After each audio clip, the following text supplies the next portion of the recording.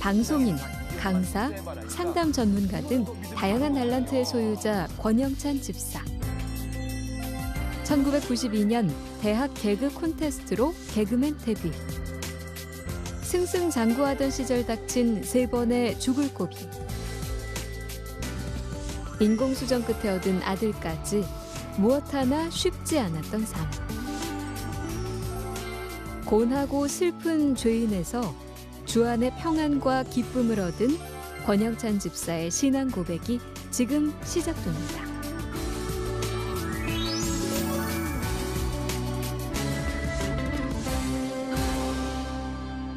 먼저 최근 근황 먼저 여쭤볼게요. 최근에는 좀 많이 바쁜 것 같아요. 제가 월 한 3-4개 프로그램의 MC나 게스트를 맡고 있고요. 불행은 끝이 아니라 행복의 시작입니다라는 주제로 행복 재테크에 대한 강연을 한 월 10회에서 15회 정도 하고 있습니다. 그리고 연합 신학대학원이죠. 연세대학교 신학대학원에서 상담 코칭학기 이제 석사 이제 마지막 학기를 공부하고 있고요. 최근에 나이가 40 중반이 훌쩍 넘었는데 얼마 전에 또 둘째가 인공수정 4번 만에 태어나서 그 4살짜리랑 1살짜리랑 놀아준다고 그냥 기쁜 마음으로 섬기는 마음으로 그냥 최선을 다하려고 노력하고 있습니다. 네. 예, 그러시면서 책도 내셨다는 소리 들었어요. 네.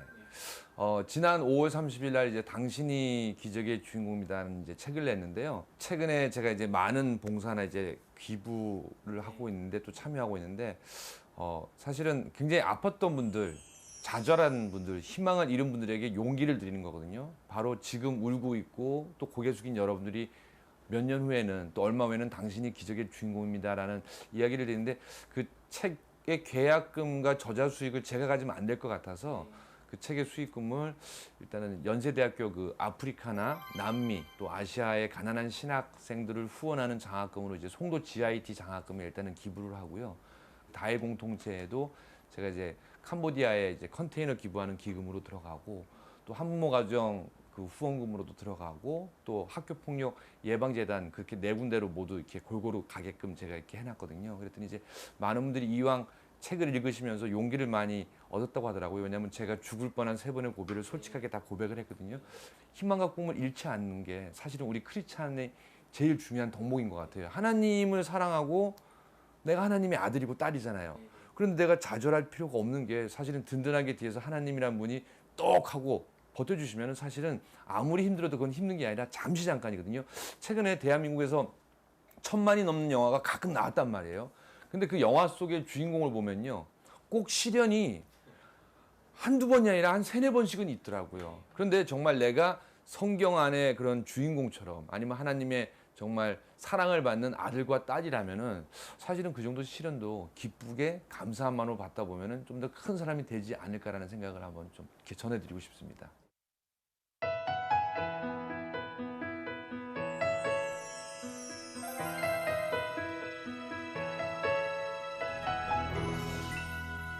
책 안에 어려움들을 이렇게 쓰셨다고 하셨어요. 네. 네, 그게 어떤 어려움인지 좀 구체적으로 이렇게 좀 설명해 주시면. 정말 부러울 게 없었던 2005년 5월에 요셉과 같은 억울한 일을 당했는데 한 여성이 저와는 아무 상관없는 분인데 3시간 동안 제가 그분을 6번을 폭행했다라고 고소를 했는데 이해가 안 됐어요. 처음에는 왜 저 친구가 그렇게 했지라고 했는데 그게 먼저 언론에 터져서 그러니까 최근에 말하는 뭐 언론의 마녀사냥식으로 이렇게 경찰에서 그걸 좀 유도해서 재판이 진행되다 보니까 저는 아무 죄도 안 지었고 아무 행동도 안 했는데 어느 날 구속이 됐어요. 그때 많은 사람들이 저를 무시하고 버렸는데 그때 누구와 만나게 됐냐면 하나님과의 1대1 대면을 하게 된 계기가 되었거든요. 정말 2년 만에 무죄를 받고 근데 무죄를 받았는데 아무도 보지 않았어요. 그래도 감사하게도 큰 축복을 받았어요. 저희 권사님들, 장로님들, 집사님들이 기도를 많이 해줘서 2년 만에 또 공중파를 비롯한 4개 프로의 MC가 된 거예요. 그 전북의 한 영화 세트장에서 사다리를 타고 왼쪽 발을 아래로 있고 오른쪽 발을 이렇게 위에 놓고 그 좀 짝다리 자세로 시청자 여러분 새해 복 많이 받으세요 이 한마디만 하면 끝났었거든요. 그게 3초였는데 시청자 여러분 새해 복 했는데 갑자기 사람이 사라진 거예요. 카메라에서. 근데 그 세트장이 와르르르르 무너지면서 공중에 저는 잠깐 한 0.1초 동안 붕 떠 있다가 뚝 떨어졌는데 왼쪽 뒤꿈치가 27조각이 났고 그 여파로 이제 3번 척추뼈가 부러졌죠. 근데 6개월 동안에 병원에 온몸에 기부스를 하고 누워 있는데 하나님이 영찬아, 이왕이면은 네가 물론 심하게 다쳤지만서도 네가 뇌진탕을 한다는 게 얼마나 큰 거니. 그리고 이 정도만 한 것도 얼마나 큰 감사이라는 그런 감사함이 들더라고요. 하나님 병원에 6개월 동안 있게 3, 4번 척추뼈, 뒤꿈치 27조각 내게 주셔서 감사합니다. 그 감사함이 생기더라고요. 근데 또 그 사이에 좀 더 힘들었던 거는 제가 재테크를 잘해요. 한 번은 기업 인수 합병회까지 제 친한 선배가 유명한 선배가 자리를 아주 같이 하게 됐어요. 근데 제 전 재산인 아파트 담보 대출까지 포함한 12억과 지인들의 18억을 포함했는데 6개월 만에 그 회사가 퇴출당했어요. 알고 봤더니 훌륭한 회사인데 명동 사채를 빌려서 그 회사 인수합병하는데 자금이 들어갔더라고요. 그래서 결국은 6개월 만에 퇴출당하면서 정말 힘들었어요. 그때는.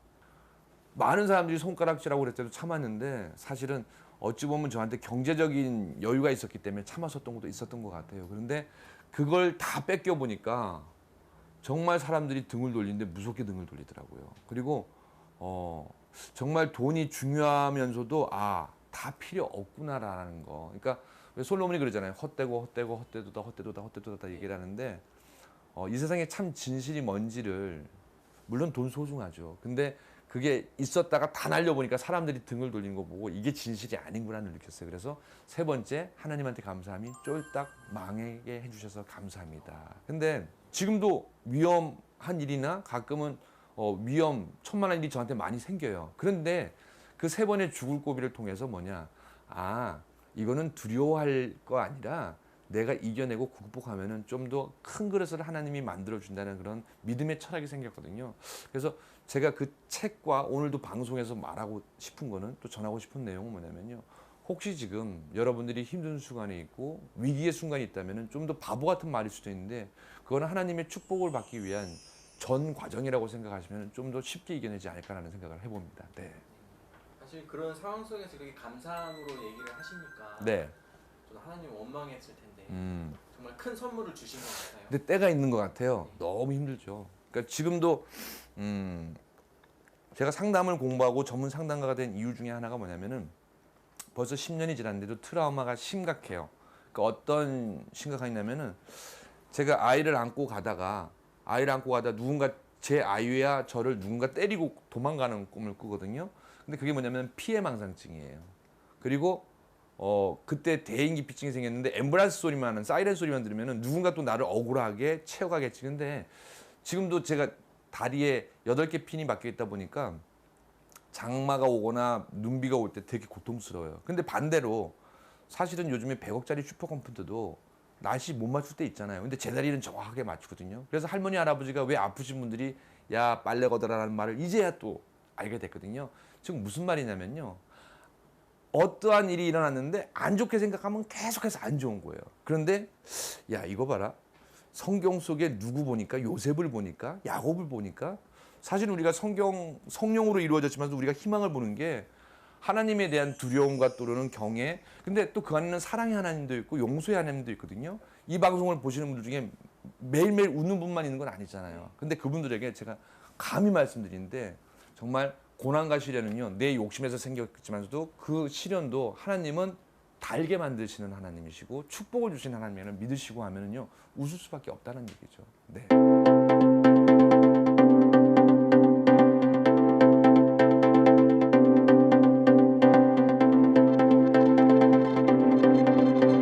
멘토의 어떤 부분이 그렇게 이제 나의 멘토라고 이렇게 생각이 됐는지 얘기해 주시죠.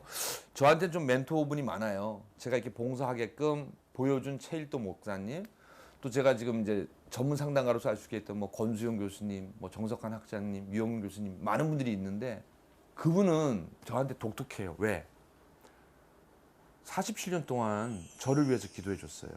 그리고 그분이 언제 참 대단한 멘토라는 걸 느꼈냐면요. 제가 힘든 순간에 구치소에서 어느 날 그분이 면회를 와서 성경책을 넣어주더라고요. 그리고 저한테 묻더라고요. 너 한간에 기사를 보니까 이런 뉴스가 있는데 너가 정말 이런 놈이니라고 하더라고요. 그래서 나 알잖아요. 나 그런 사람 아닌 거. 그러면은 이거는 내가 봤을 때 인간적으로 풀지 못한 일이다. 기도하자. 이 성경 속에 답이 있다고 그걸 밀어주는데 참 재미난 분이구나. 어찌 보면 신앙이 정말 야 대단한 분이라는 생각했거든요. 근데 어느 날 그분이랑 같이 새벽 기도에 들어가서 기도하는 걸 봤는데 안 나와요. 그래서 저 양반이 왜 안 나오지라고 했는데 들어가 봤어요. 했더니 그분이 울면서 기도를 저를 위해서 기도해 준 걸 봤어요. 근데 본인도 되게 힘들었던 거예요. 근데 저한테는 아 권영찬 너 엄마 잘할 수 있어 화이팅 하고 항상 웃었거든요. 그래서 내가 진정한 멘토라면은 나를 위해서 자신이 아프더라도 웃어줄 수 있는 사람, 그리고 그 아픔마저도 나한테 안 보이면서도 혼자 있을 때는 그 아픔을 하나님에게 간절하게 애절하게 기도하는구나. 그래서 저한테는 그 멘토가 인간적으로 보이면서도 47년 동안 저에게 살아있는 기도의 역사를 보여준 분이라서 많은 분 중에서도 특히 많은 분 중에서도 저는 그 멘토를 꼭 꼽고 싶어요. 네. 그러면 그렇게 은혜를 베풀어 주신 분이신데 네. 평소에 감사하면 잘 전하세요? 감사하며 잘 못 전하는 것 같아요. 왜냐면은 남들한테는 제가 사랑합니다 강연장에서 네네. 행복하세요 그리고 큰 절도 해요. 근데 저희가 삼형제 중에 막내이기 때문에 저는 왠지 또 저희 아버님 어머님이 두 분 다 경상도거든요. 근데 그런 가정에서 있다 보니까 감사하다 고맙다 참 그게 말이 안 나와요. 그분한테는. 대신 이제 가끔 뭐 성의 표시하고 의사 표시하려고 하는데 자주 못한 것 같아요. 네. 네. 크리스천들에게 멘토가 이렇게 필요하다고 생각하세요? 저는 꼭 필요하다고 생각해요. 신앙적인 멘토는 자동차 엔진 오일과 똑같다고 생각해요. 분명히 티는 안 나지만서도 그 자동차의 핵심 부품이거든요. 그게 없으면 차가 멈출 수도 있고 망가질 수도 있는데 내가 어떠한 길을 갈 때 나만의 고집이 있잖아요. 또 나만의 하나님 우상이 있잖아요. 만약에 없으면은 그 사람의 인생이 흔들릴 수도 있기 때문에 그 멘토가 어떻게 하냐에 따라서 그 사람의 신앙의 방향이 제대로 가는 이 방향으로 가느냐 아니면 잘못돼서 이렇게 갈 수도 있는 거거든요. 즉 어떠한 분이 잘못된 멘토를 만나면은요. 그러니까 뭐 또 다른 이상한 집단, 사이비 집단으로 빠질 수 있는 거고 그런 거죠. 그래서 저는 신앙적인 멘토를 누구를 만나냐에 따라서 그 사람의 인생이 바뀔 수도 있다는 생각을 하기 때문에 아주 중요하다고 생각합니다. 네, 지금 이제 저한테 신앙적인 멘토 그분을 만나러 갈 건데요. 아마 여러분들 만나면은 아마 괜찮다라는 생각이 들 겁니다. 지금 그분 만나러 가겠습니다.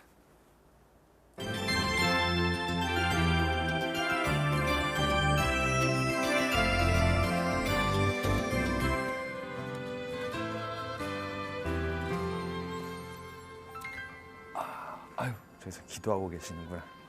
권사님 안녕하세요. 아유, 안녕하세요. 네, 네. 누군지 소개 좀 부탁드릴게요. 이분이 바로 저희 멘토이신 우리 김신자 권사님이십니다. 안녕하세요. 개그맨 권영찬 집사의 멘토 김신자 권사.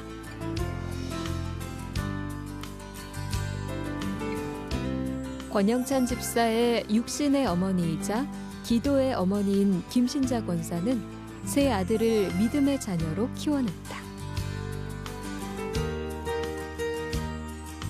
하나님의 딸임이 최고의 축복인 줄 아는 신실한 믿음의 소유자. 세상 어떤 고난도 믿음으로 이겨내는 김신자 권사의 신앙 고백이 이어집니다.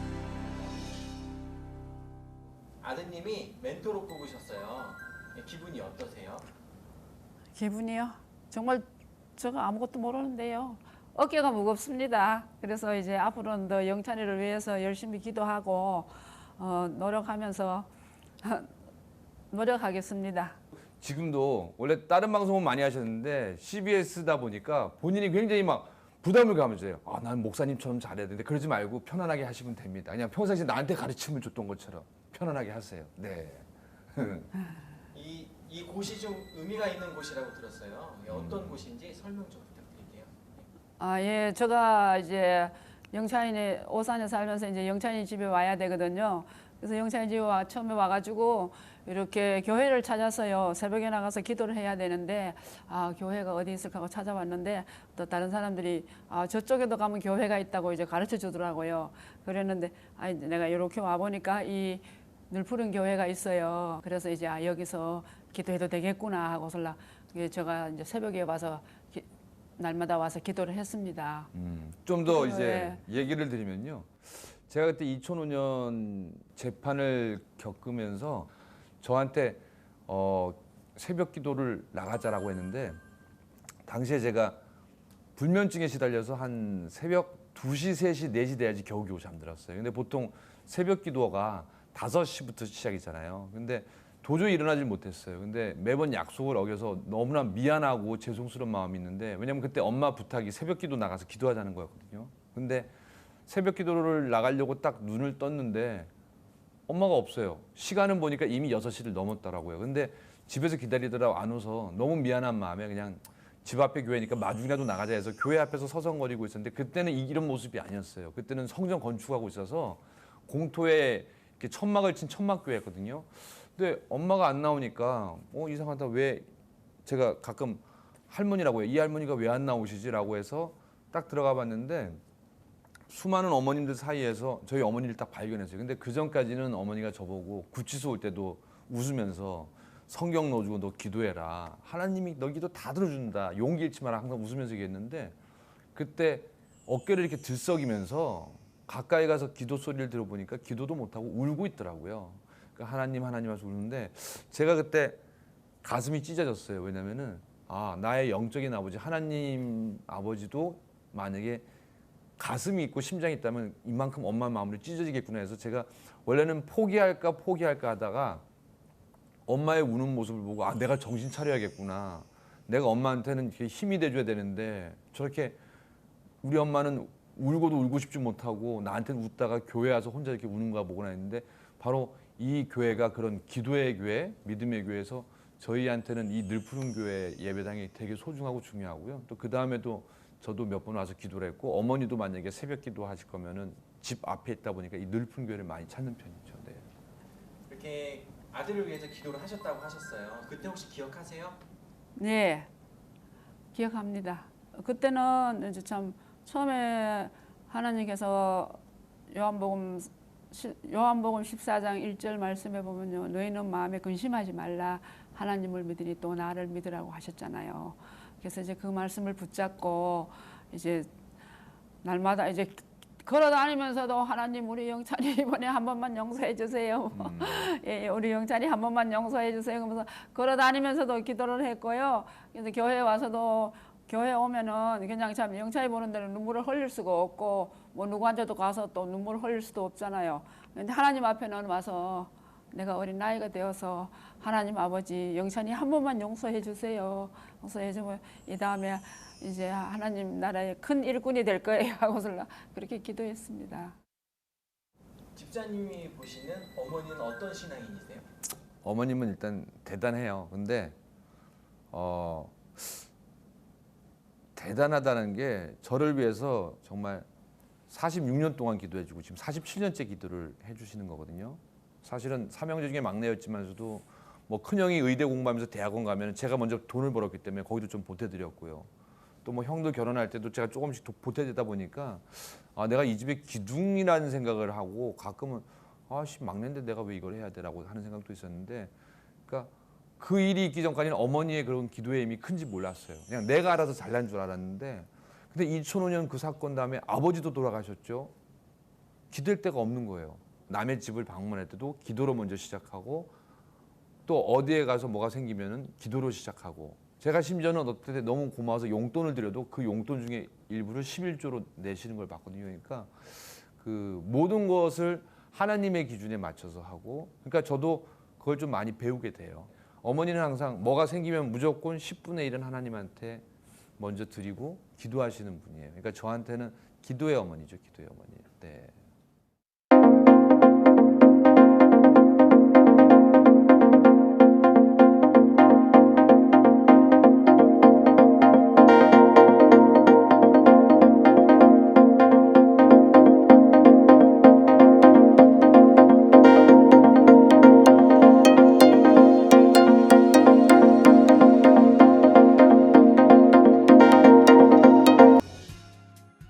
어머니는 신앙생활 언제부터 시작하셨어요? 예. 저는요, 저희 어머님, 아버님 다 교회 다니시고 좀 모태 신앙이거든요. 저는 교회는 이제 시골 교회예요. 우리 교회가 이제 100년 역사예요. 100년 역사를 가진 교회에서요 자랐고요. 그리고 이제 거기서 이제 저희 어머님하고 이제 주일날마다 가서 청소하고 또 먼 데서 오는 그 시골에는 한 10리 넘는 데서 한 4km 넘는 데서 다 교회 오시거든요. 그게 그날 왔다가 또 정심을 해드려야 되잖아요. 그래서 정심으로 이제 봉사하고 그렇게 하고 이제 그렇게 자랐습니다. 그리고 이제 어머님의 믿음 좋으신 저희 어머님 밑에서 자라서 이제 저희 어머님 만날 새벽기도 1년 365일 새벽기도 안 빠지시고 또 저희 어머님 만날 나가서 옛날에 땡땡 하는 종 치는 거 있잖아요. 새벽마다 예, 종 치시고 그렇게 앉아서 자랐습니다. 그래서 저는 이제 그걸 보고 설랑 자라서 이제 결혼해서 아이들도 이제 주일날 교회 안 가면은 큰일 나는 줄 알고 이제 그렇게 특히 외갓집에는 그렇게 키웠습니다. 뭐 이모부님이나 해서 목사님이 되게 많으세요. 그러니까 외가 쪽으로는 이렇게 목사님이 밟혀요. 그러니까 저도 어렸을 때 그래서 목사님이 꿈이었고. 저희 이제 언니 두 분이 다 저 목사님 사모님이 됐어요. 그래서 저도 이제 참 어머님이 이제 목사 사모로 키운다고 많이 기도해 주시고 그랬습니다. 그래서 이제 가끔은 제 아내 보고도 나를 위해서 기도는 안 해주는데 네가 앞으로 도연이 우연이를 위해서는 기도해준 엄마가 됐으면 좋겠다라고 하고 이제 제가 대신 이제 그 역할을 맡고 제가 기도하는 것도 사실은 엄마한테 물려받은 유산 중에 하나인 거죠. 네. 요즘에는 아드님을 위해서 어떤 기도 제목을 놓고 기도하세요? 요즘에는 영찬이가 그때 열심히 교회 가서 이렇게 보면은 참 열심히 나가요. 그래서 이제 소망교회 같은 데서 그래도 성가대도 하고 그리고 이제 제가 이제 이렇게 따라가 보니까네 살짝 봤더니 영찬이가 그리고 현금을 하는데 현금을 많이 하더라고요. 그래서 많이 해서 또 영찬이가 믿음이 많이 자랐구나. 그래서 하나님 앞에 하나님 영찬이를 하나님의 뜻대로 사용하여 주소서 하고 기도하고 있습니다. 예. 인공수정을 통해서 첫째, 둘째를 낳았잖아요. 그러니까 아들을 키우면서 제 마음대로 안 되더라고요. 근데 어렸을 적에 엄마가 저한테 항상 했던 얘기가 있거든요. 너 나중에 결혼해서 장가 가서 너 같은 놈 똑같은 놈 나오면은 너 후회할 거라고 했는데 그게 기억에 남아요. 왜냐면은 저희 아들이 저처럼 똑같이 말 안 듣고 그렇거든요. 그럼 제가 그러죠. 너 나중에 결혼해서 똑같이. 근데 저는 뭐가 있냐면은 아이한테 다른 모습보다도 제가 교회 가서 찬양하는 모습. 아까 그리고 한부모 가정 갈 때도 그런 교회에서 하는 행사 할 때도 아내와 아이를 안고 가거든요. 근데 아이가 보고 3살, 4살인데도 불구하고 마이크를 갖고 놀아요. 그리고 그 찬양하는 걸 막 따라해요. 그런 걸 보고 내가 아이한테 어떤 걸 보여주면은 아이가 그걸 보고 그대로 따라하겠구나를 느끼니까 저는 어머니를 보면서도 내가 과연 우리 엄마처럼 내 자식이 그런 억울하거나 어려운 일 있을 때 내가 옆에서 이렇게 정말 믿음의 반석처럼 기도를 해줄 수 있을까? 그건 사실은 좀 의문이거든요. 그래서 좀 그렇게 되려고 좀 노력하는 편이죠. 네. 그럼 반대로 집사님은 권사님을 위해 어떤 기도 제목을 놓고 기도해요?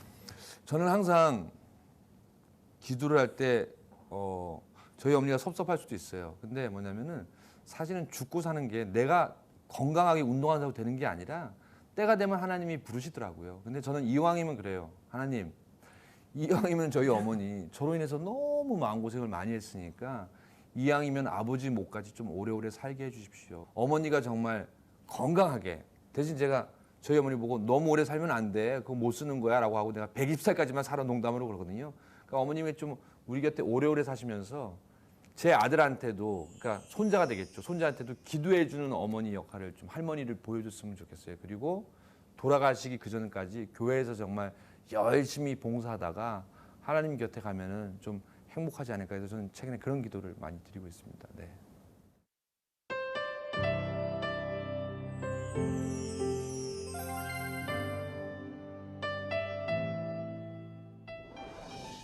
혹시 그 어머니께서 아들에게 뭐 지금 하고 싶은 말이나 당부하고 싶은 말씀 있으시면 질문 해주세요.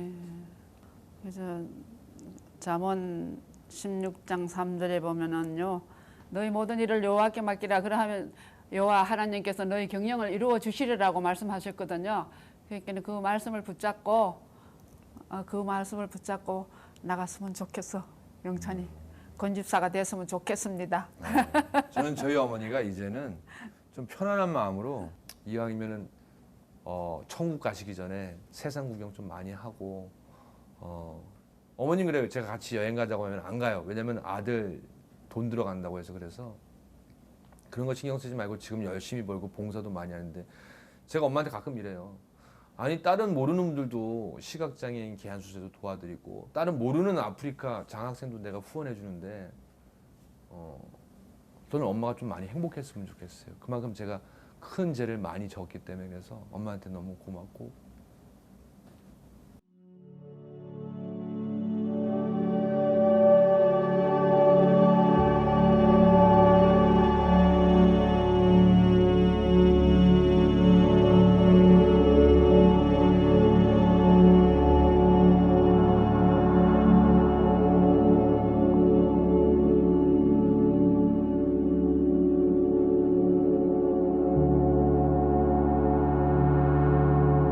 힘든 세상을 믿음으로 헤쳐나가기 바란다. 가끔은 그래요. 아버지 그때 제 재판 끝나고 아버지 산소에 갔었는데 여보 참 헛된 것 같아요. 그냥 우리 영찬이 하나님 안에서 행복하게 살았으면 좋겠으라고 하는데 맞아요. 헛되고 것 같아요. 근데 그 헛됨 속에서도 하나님의 사랑을 어머니가 저한테 보여줬거든요. 그래서 참 엄마한테는 미안해요. 저도 엄마의 그런 걸 배워서 항상 웃으려고 노력해요. 많이 웃어요. 근데 가끔은 너무나 힘들 때 외로워서 울다가 하나님을 찾거든요. 근데 이제는 상담도 공부하고 전문 상담에서 아픈 사람들을 많이 봐요. 근데 너무나 힘들었던 걸 겪기 때문에 그 상대를 보면 이렇게 역전이라고 하거든요. 그 사람이 아픔만 막 나한테 와요. 하나님께 간절히 기도해요. 하나님 나는 3번 죽다 살아났으니까 제가 감당할 테니까 제발 저 사람 좀 도와주세요라고 얘기하거든요. 근데 이제는 좀 어머니 마음 편하게 해주려고요. 그래서 사실은 나이가 있으신데도 불구하고 제 아내가 또 승무원이고 또 저도 일을 많이 하다 보니까 그러니까 저희 어머니가 보름 와서 애를 봐줘요. 근데 제가 그래요. 엄마한테 엄마 지금 75 가까이 되는데 이런 아들 없어. 뒤늦게 애 낳았고 엄마한테 대사를 자체했는데 저는 그게 반대로 엄마 너무 고마워. 그리고 미안하다라는 말인데 지금까지 못한 것 같아요. 오늘 이 시간을 통해서 너무 고마운 게 엄마한테 처음으로 미안하다는 말 한 것 같아요.